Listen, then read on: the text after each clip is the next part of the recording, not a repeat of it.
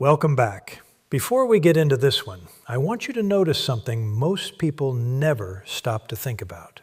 We like to believe our choices come from conscious decision-making, but so much of what we do in relationships runs on quiet, automatic survival patterns underneath the surface. And in the landscape of human connection, there is one pattern that shows up again and again. The dance between the person who pulls away and the person who cares deeply and keeps reaching for them. You have probably seen this play out before. One person withdraws, the other one chases. One person builds a wall, the other one keeps knocking on it, hoping for a way back in. In that dynamic, the person pulling away usually holds almost all of the leverage. They feel safe behind their distance because they can predict exactly what happens next. They expect the worry. They expect the reaching out. Someone else's distress becomes, in a strange way, the proof they use to feel secure and independent. But what happens when that pattern simply does not play out the way it always has?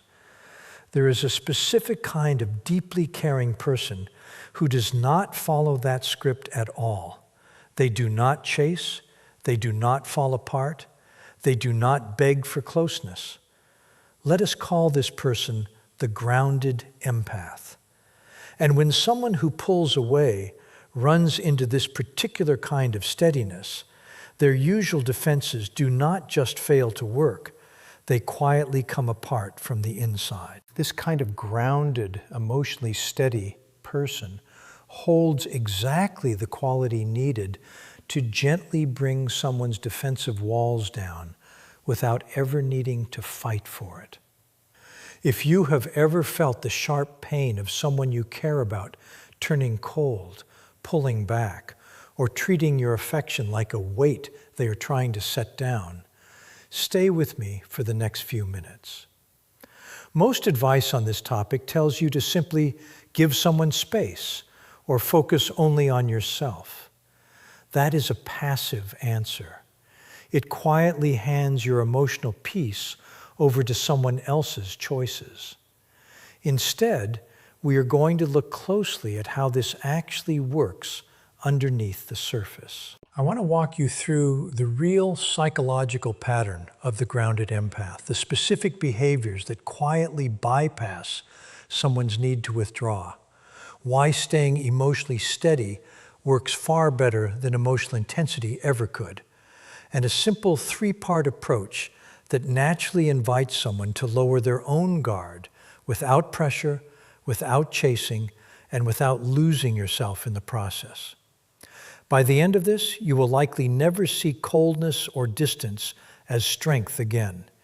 You will start to see it for what it usually is, a predictable pattern that can be gently rewritten. Think about someone who constantly pulls away from closeness. On the surface, that person can look powerful, cool, self-sufficient, fully in control of the emotional temperature of the relationship. When they create distance, they are often, without even realizing it, running a familiar internal pattern designed to produce a very specific reaction in you. They expect worry. They expect the messages, the tears, the requests for reassurance. But picture a different version of this moment. They pull back, expecting you to lean in anxiously, and instead, you simply stay steady. No panic, no emotional spike. Your voice stays calm, your reactions stay even, and you look at them not with anger and not with desperation, but with a kind of quiet clarity. That is usually the exact moment something shifts. Many people assume that the way to soften someone's emotional walls is through more affection, more patience, or more emotional intensity. That approach often backfires. What actually tends to soften a guarded, distant pattern is a calm, steady, well-regulated presence, the grounded empath. Over the next stretch, we will walk through exactly how this works. Because once you understand the mechanics behind someone else's defenses, you can gently ease past them without ever needing conflict or pressure.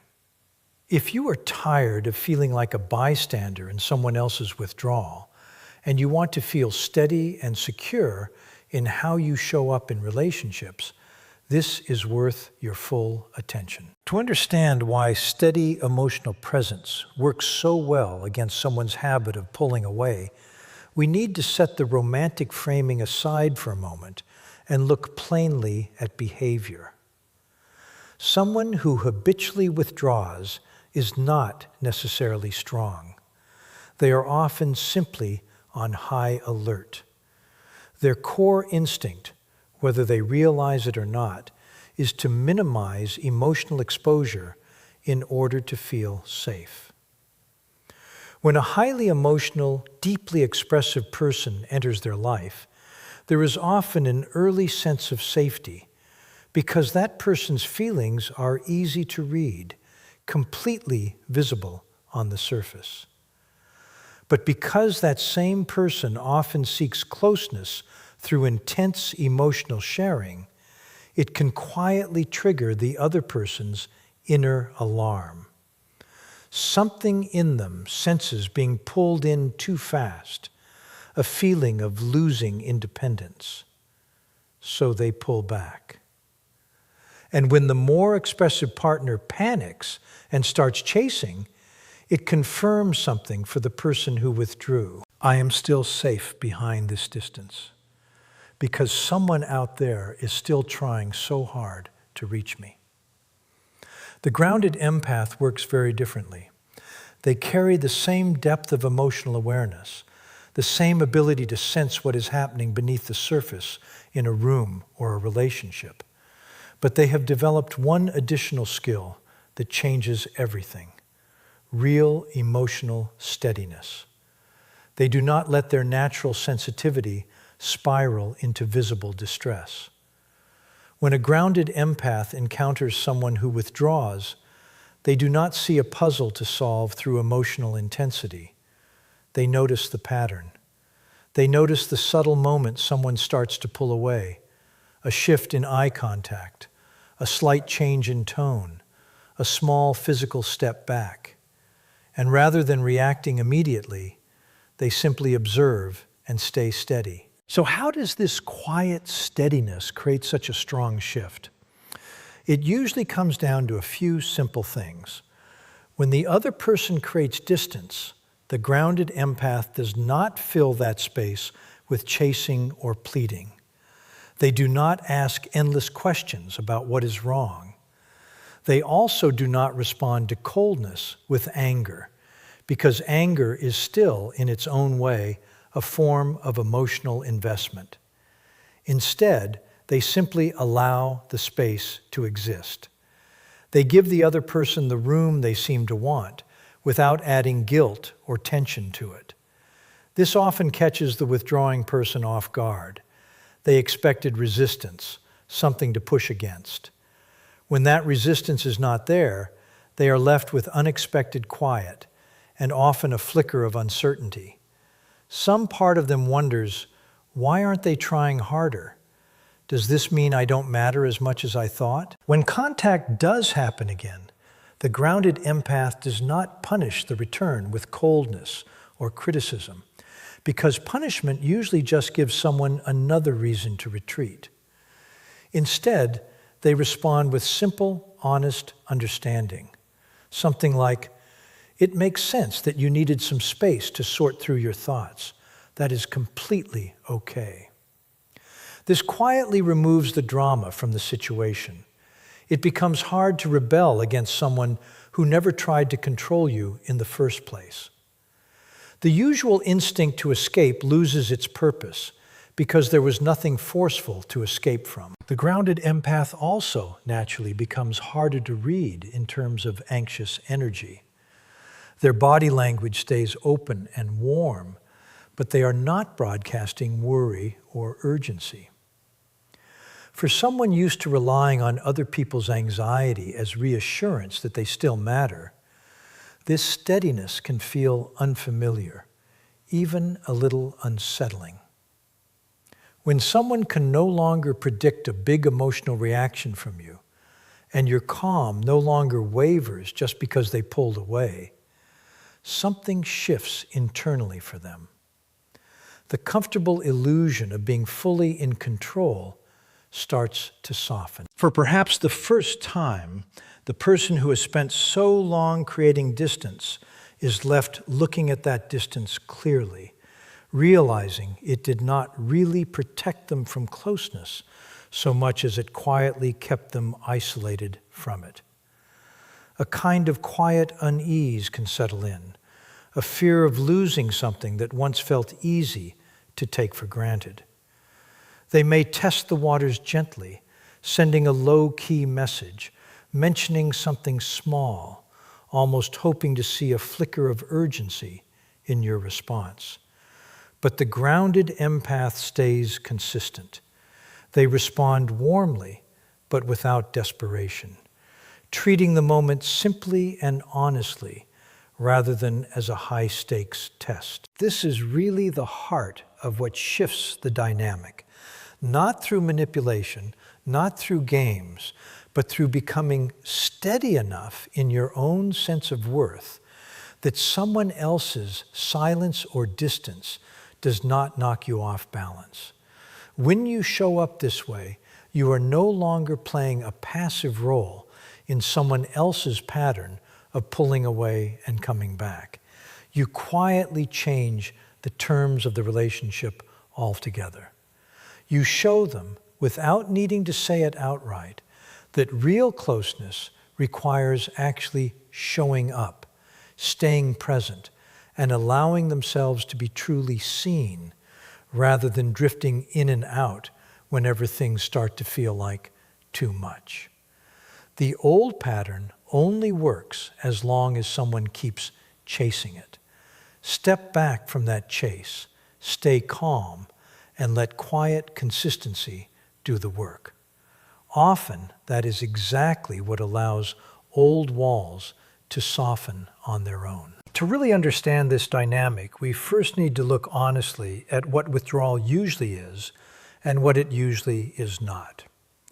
From the outside, and especially to someone anxiously caught up in it, a person who constantly pulls away can look completely self-contained.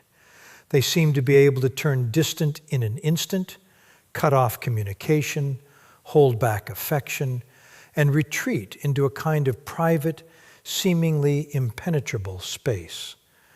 When they pull back, it often feels as though they hold all the emotional power in the relationship, as if closeness simply does not matter to them the way it matters to you. This outward coolness can feel intimidating. It can make you feel unsteady, overly invested, even a little chaotic by comparison. It sets up an unspoken hierarchy where the person who seems to care less appears to hold more power. But if we look past the emotional storyline and examine the behavior itself, a different picture appears. This pattern of withdrawal is usually not a sign of real strength. It tends to be a fairly rigid, fairly predictable coping mechanism. A person who feels genuinely secure does not need to flee from closeness or shut down during difficult conversations to feel okay. Coldness in this context is rarely calm confidence. It is much more often an emergency response from a nervous system that has learned somewhere along the way to treat emotional closeness as a kind of threat. So the walls someone builds are not usually about you being unworthy of closeness. They typically reflect a person who has not yet developed the internal steadiness needed to sit comfortably inside real connection. It becomes a fairly predictable loop. Closeness builds, an internal alarm goes off, and they retreat to feel safe again. Once you see the pattern this clearly, the illusion tends to lose its power. What once looked like an unreachable wall of indifference starts to look more like a nervous, understandable attempt at self-protection. In many cases, this person is quietly caught inside a habit shaped by fear rather than genuine detachment, relying on isolation simply to feel okay. Understanding this shifts everything for someone who tends to feel deeply. It means that someone else pulling away is very rarely a verdict on your worth.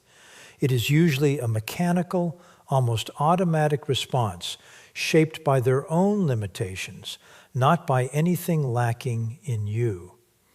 They often unconsciously depend on your anxious reaction to confirm that their retreat was justified.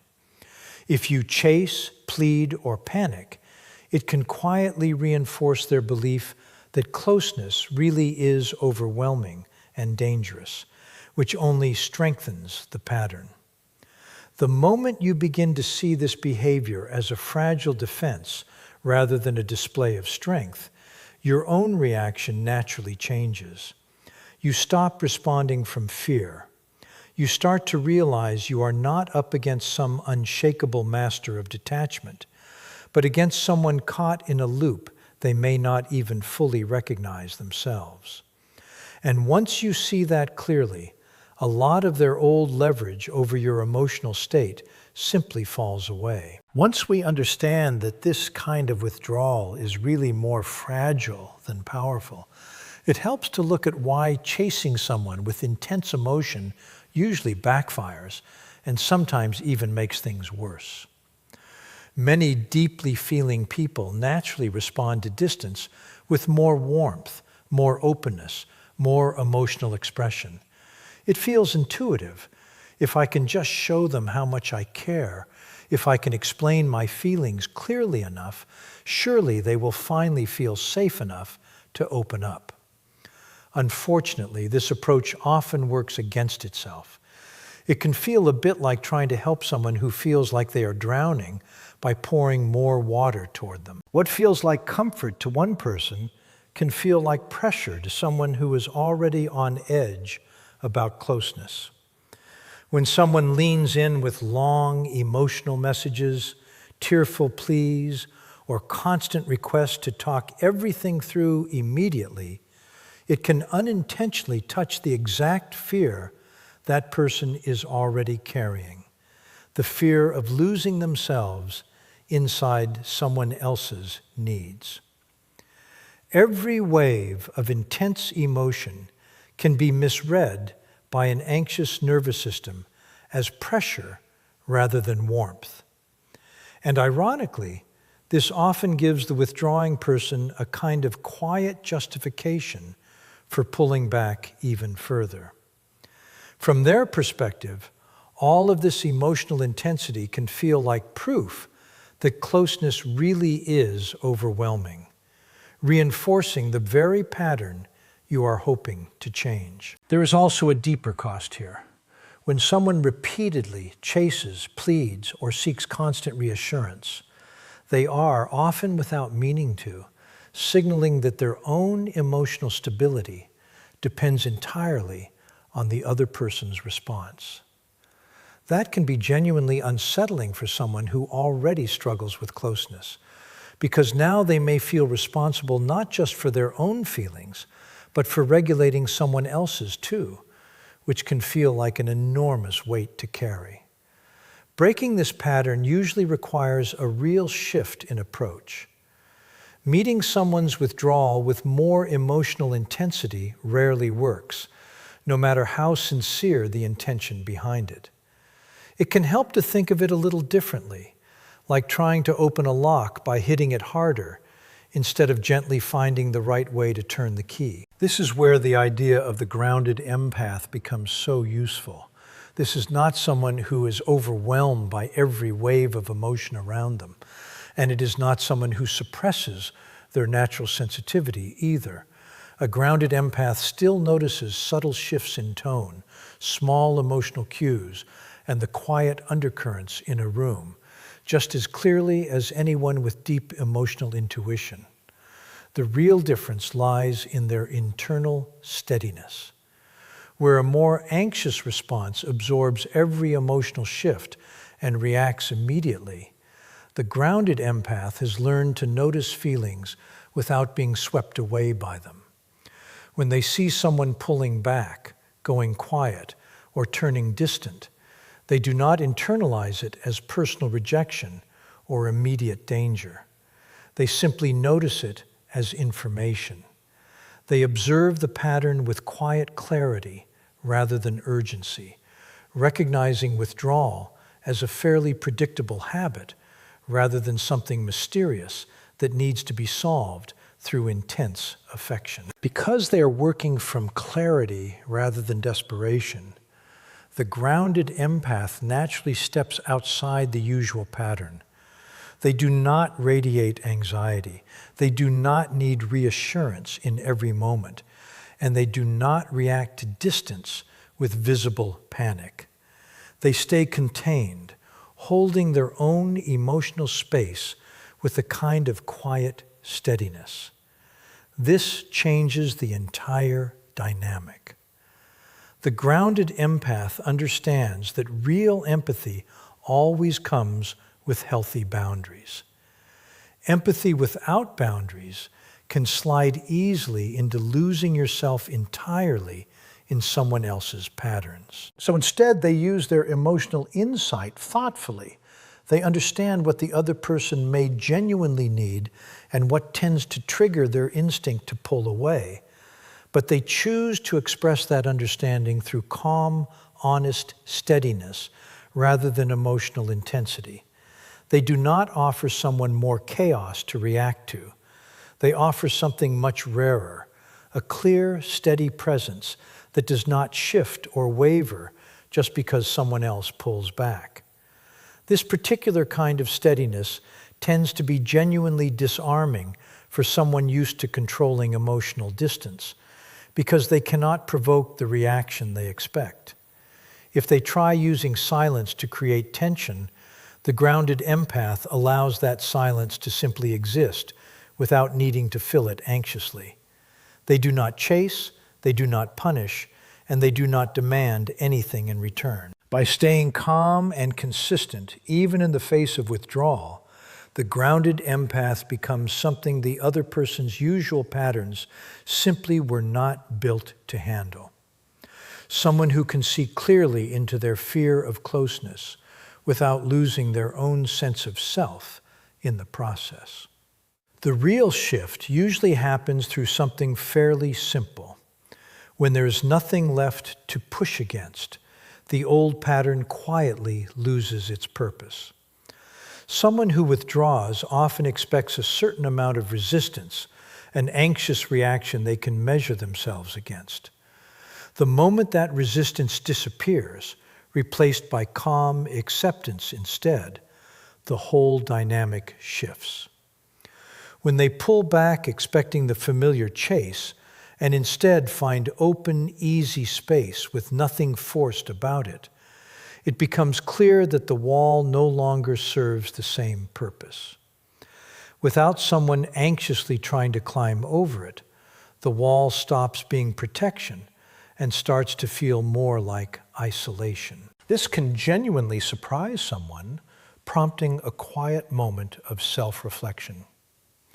When they eventually reach out again, even with something small, a simple message or comment, the grounded empath does not respond with excitement or anger.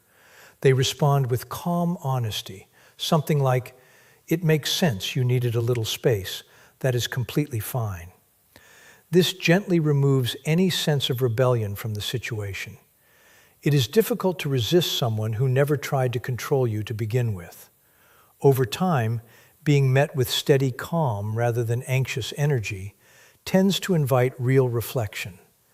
Without the usual emotional highs and lows to react against, a withdrawing person often starts to notice their own patterns more clearly. And slowly, if they are genuinely capable of growth, they may begin testing gentle reconnection, small moments of honesty, small steps towards staying present instead of retreating. Ultimately, what shifts the entire relationship is not manipulation or strategy for its own sake. It is simply choosing steadiness over chasing, presence over pleading, and self-respect over constant reassurance seeking. When you hold on to your own emotional center, someone else's distance stops having the same pull over you. And often that quiet consistency does more to invite real closeness than any amount of chasing ever could. That is where we will leave this one today. If this reminded you of a relationship you have lived through, either as the one who kept reaching or the one who kept pulling away, sit with that gently for a moment. These patterns are common, and understanding them is usually the first real step towards something steadier. Thank you for spending this time with me, and I will see you again soon.